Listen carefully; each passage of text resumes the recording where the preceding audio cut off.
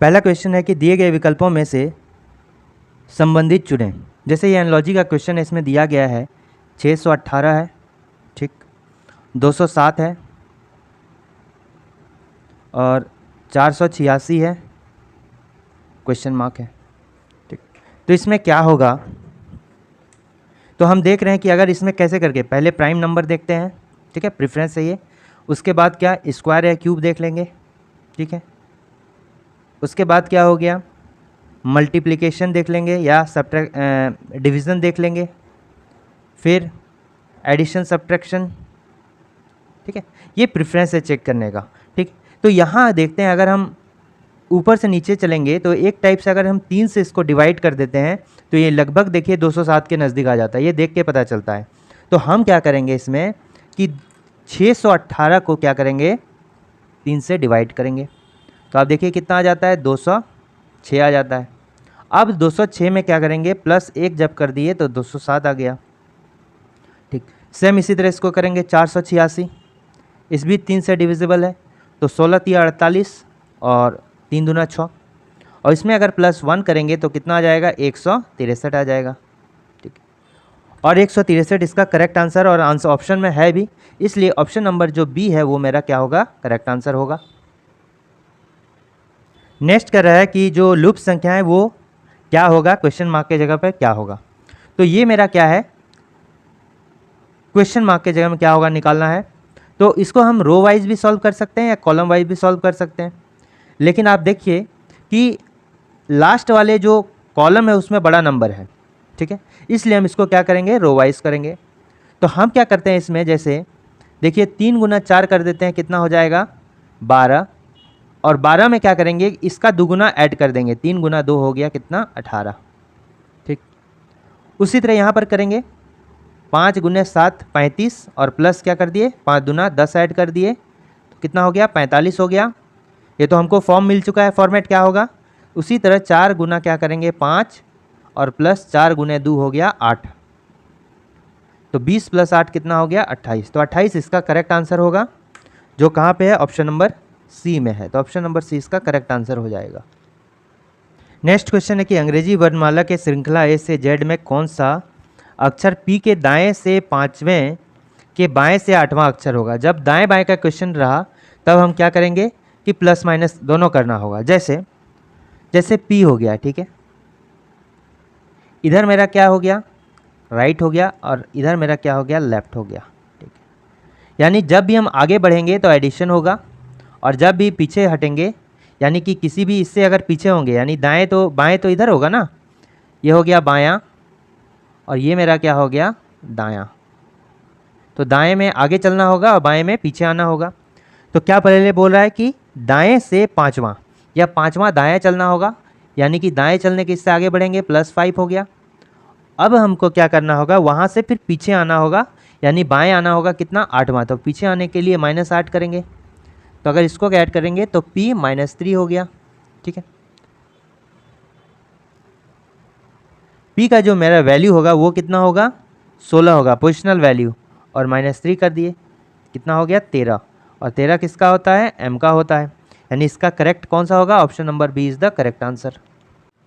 Next मेरा question है कि यहाँ पर 8 लोग हैं और 8 लोग केंद्र की ओर मुख करके बैठे हैं। तो यहाँ क्वेश्चन क्या है, सर्कुलर अरेंजमेंट का है, और जब भी सेंटर की ओर मुख करके बैठेगा तो लेफ्ट बोलेगा तो किधर क्लॉकवाइज चलेंगे घड़ी की दिशा में, और राइट बोलेगा तो एंटी क्लॉक चलेंगे, ठीक है।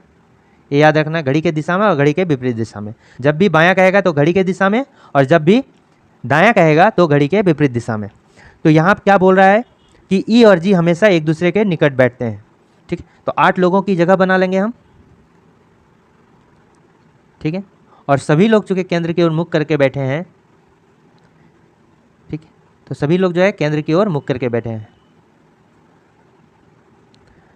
ई और जी हमेशा एक दूसरे के निकट बैठता है। एक इसमें ऐसा स्टेटमेंट खोजना है जिसको हम आसानी से इसमें बैठा लें, जिसको हम डायरेक्ट स्टेटमेंट कहते हैं। तो यहाँ कह रहा है, जैसे उसके बाद देखते हैं, डी के दाएं को तीसरे स्थान पर बैठता है। डी जो है सी के दाएं से तीसरे स्थान पर बैठता है। तो ये क्या हो गया, डायरेक्ट स्टेटमेंट हो गया। तो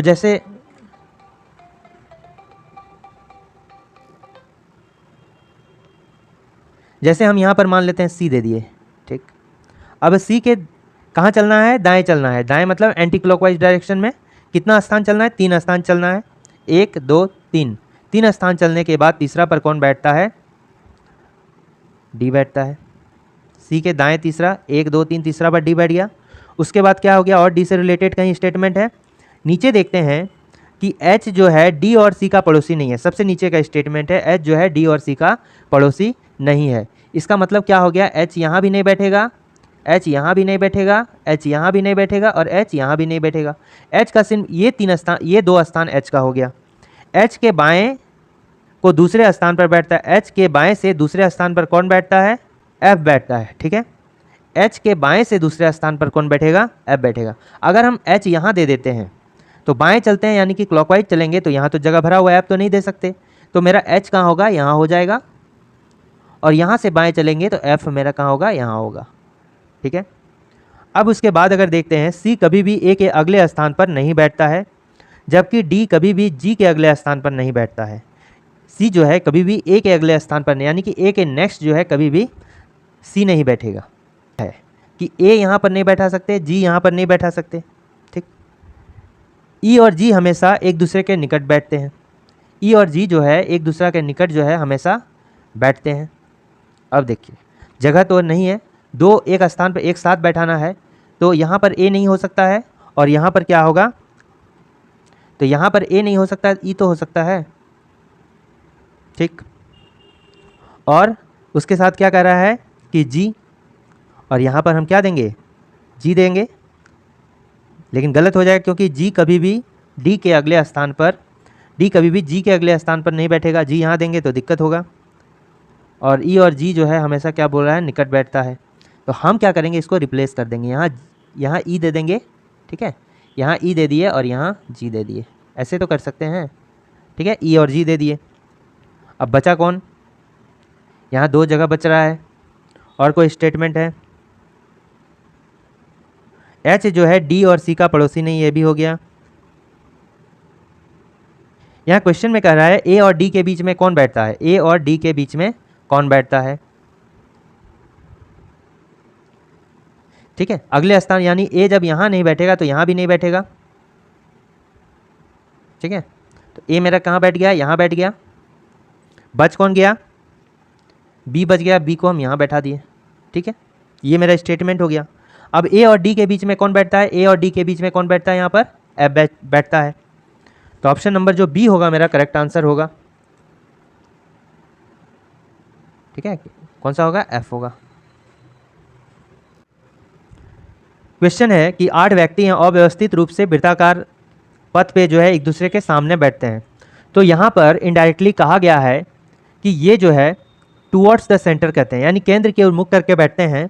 एक दूसरे के सामने बैठना मतलब केंद्र की ओर मुख करके बैठना, और एक दूसरे के विपरीत बैठना अगर कहता यानी कि आउटसाइड द सेंटर, ठीक है। तो जब यहाँ एक दूसरे के सामने मुख करके बैठते हैं इसका मतलब क्या, केंद्र की ओर मुख करके बैठते हैं।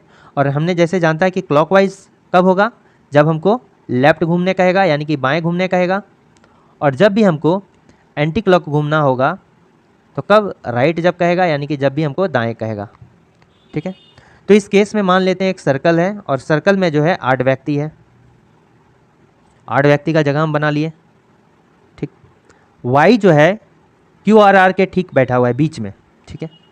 वाई क्या है, क्यू और आर के ठीक बीच बैठा है। उसके बाद क्या बोल रहा है, यहाँ पर जो है एक डायरेक्ट स्टेटमेंट हमको खोजना है जिसको हम डायरेक्टली बैठा सकें, ठीक है। जैसे यहाँ पर दिया गया है कि x के बाएं से और y के दाएं से तीसरे स्थान पर s बैठा हुआ है, ठीक। तो यहाँ जो मेरा बेस है किसके कंपैरिजन कर रहा है, x का और y का, और s बैठा हुआ है। मान लेते हैं s यहाँ पर बैठा हुआ है। अब s जो बैठा हुआ है x के बाएं से तीसरे स्थान पर बैठा हुआ है। जब भी बाएं घूमने कहेगा तो हम कहाँ घूमेंगे, घड़ी के दिशा में घूमेंगे, यानी कि x हमको यहाँ देना होगा, तभी इधर से बाएं चलेंगे, घड़ी के दिशा में चलेंगे तो मेरा कितना, 1 2 तीसरा पोजीशन इधर होगा। फिर उसके बाद y के दाएं से तीसरे स्थान पर यानी y से घड़ी के विपरीत दिशा में, तो y हमको कहाँ देना होगा, यहाँ देना होगा, तभी मेरा घड़ी के विपरीत दिशा में तीसरा चलेगा, 1 2 3, ये तो बैठ गया। फिर क्या, q के दाएं z है, तो क्यू कहाँ पर, जेड कहाँ पर होगा ये नहीं है, लेकिन स्टेटमेंट है कि क्यू के दाएँ जो है जेड बैठेगा। अब हमको क्या खोजना है कि वाई, एक्स और एस से रिलेटेड क्या स्टेटमेंट कोई और दिया गया है इसमें। पहला स्टेटमेंट में देखते हैं, वाई ठीक क्यू और आर के बीच में बैठा है, क्यू और आर के बीच में बैठा है, यानी क्यू यहाँ पर होगा, आर यहाँ पर, ये तो फिक्स है। नो तो एक्स के और ना ही जेड के बगल में बैठा है, यानी पी एक्स और जेड के बगल में नहीं बैठा है। ठीक है, पी एक्स के बगल में भी नहीं बैठेगा, यानी यहाँ भी पी नहीं होगा, यहाँ भी पी नहीं होगा, और जेड के बगल में भी नहीं बैठेगा। ठीक है, और स्टेटमेंट आगे पढ़ते हैं। ठीक है, नहीं है तो हमको क्या करना होगा इस कंडीशन में, आगे कोई भी स्टेटमेंट ऐसा नहीं दिया गया है। क्यू के दाएं जेड है, यानी कि क्यू के दाएं जेड है, यानी क्यू जो और जेड जो है अगल बगल बैठा हुआ है। ठीक है, क्यू के दाएं कौन है, जेड है, यानी क्यू हो गया और दायां जो होगा इधर होगा, तो जेड इधर हो गया। क्यू के दाएं मतलब एंटी क्लॉक में चलना है, क्यू के दाएं जेड है, यानी कि इधर बैठेगा जेड। क्यू और जेड जो है अगल बगल बैठेगा, तो दो ही जगह है, एक तो यहाँ जगह है और एक तो यहाँ जगह है। और स्टेटमेंट कह रहा है पी जो है जेड के बगल में नहीं बैठा है। ठीक है, तो हमको कहाँ, यहाँ तो चूँकि क्यू और आर के बीच में बैठना होगा। मान लेते हैं क्यू यहाँ पर बैठाएंगे, इन दोनों से देखो कॉमन क्यू है, और क्यू और आर तो यहीं पर बैठेगा। यहाँ पर क्यू बैठा दिए तो जेड यहाँ पर बैठाएंगे, तभी होगा मेरा ये। ठीक, अब यहाँ क्यू हो गया तो यहाँ क्या हो गया, आर हो गया। इस स्टेटमेंट से क्यू और आर के बीच में जो है वाई है।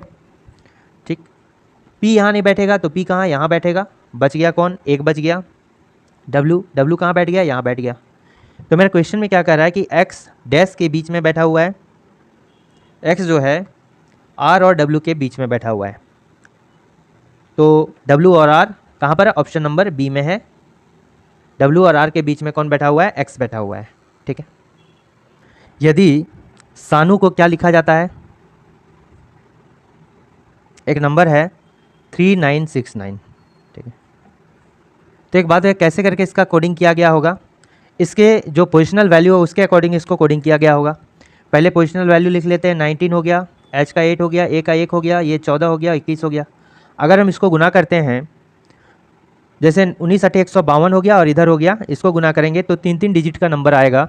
तो ये तो 4 डिजिट का नंबर, 4 अगर मल्टीप्लाई करेंगे 3 गुना 3 डिजिट तो 4 डिजिट से ज़्यादा आएगा, लगभग 5-6 डिजिट आएगा।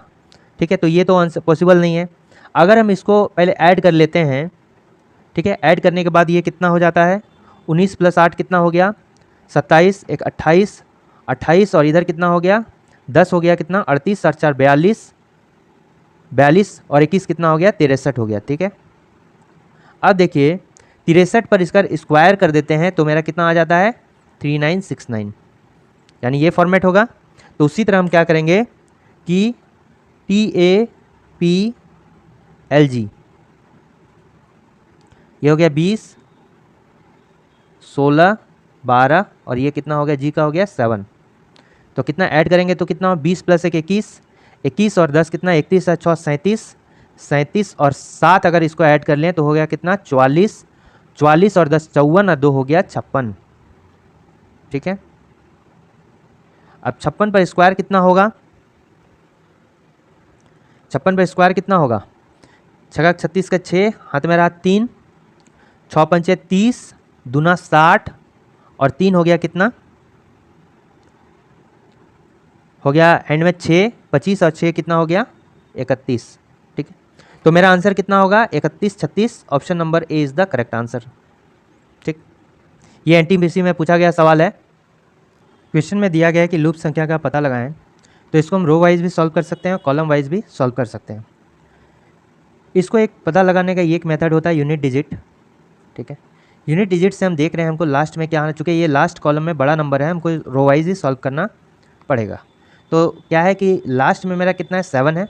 तो हम देख रहे हैं कि अगर हम 2 और 1 को गुना कर दिए तो 2 और 1 को हम ऐड कर दिए, 3 हो गया, और गुना 9 कर दिए तो 27 आता है, यानी यूनिट डिजिट 7 आता है। तो हम क्या करेंगे कि 12 और 31 को जो है ऐड कर देते हैं, तो कितना हो जाएगा 43, और जब इसको 19 से गुना करेंगे तो ये कितना हो गया 817।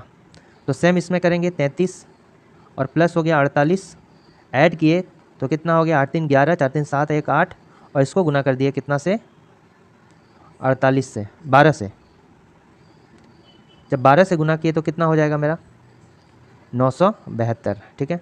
तो सेम अब इसको करेंगे 24 + 37, 24 और 37 हो गया तो कितना हो गया 61 हो गया।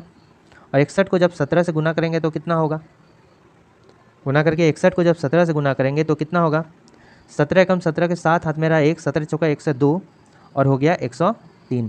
तो इसका करेक्ट आंसर कौन सा हो जाएगा 1037। Option number B is the correct answer, ठीक है। ऑप्शन बी जो होगा इसका करेक्ट आंसर हो जाएगा।